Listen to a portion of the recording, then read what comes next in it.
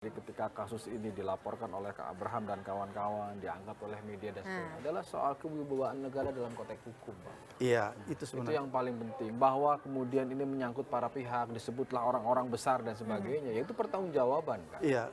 Nah, kemudian karena ya asas praduga tak bersalah, kemudian tidak lantas yang dipanggil dan itu kemudian langsung jadi tersangka. Oh iya, nggak boleh Tidak. juga, nggak. Tapi ini adalah ada political will dari siapapun, misalnya pemerintah. Tapi menurut saya dalam konteks ini, pemerintah, Pak Prabowo, saya harus apresiasi loh. Bongkar.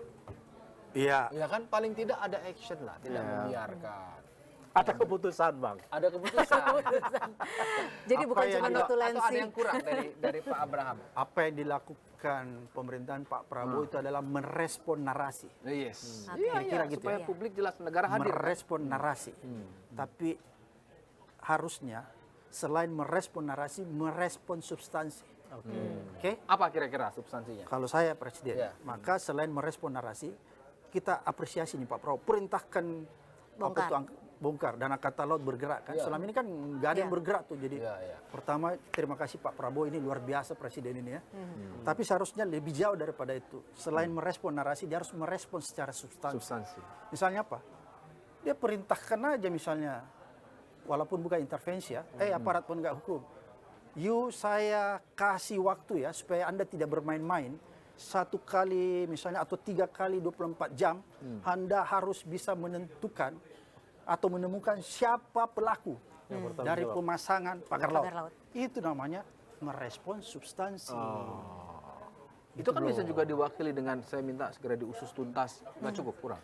Harus lebih tegas. Oh, lebih tegas. Harus Bahwa lebih eksplisit kasih gitu ya. ultimatum.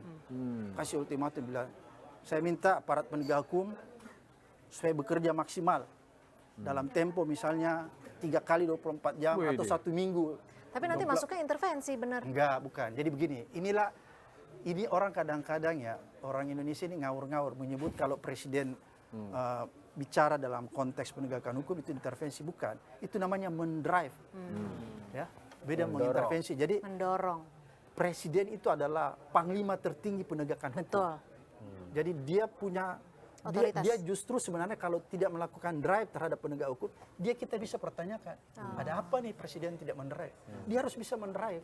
Kalau mengintervensi, Mas, itu kalau begini, Mas Yogi ini ditetapkan sebagai tersangka. Karena saya presiden, saya kenal Mas Yogi, saya telepon Kapolrinya, itu kok SP3 kan, itu intervensi. Oke. Beda dengan Mendrive. Mendrive. Mendorong supaya penyelesaian Ya, ini mendrive tidak itu terang benderang. sebenarnya membuka roadmap Oke. penegak hukum supaya melewati roadmap itu.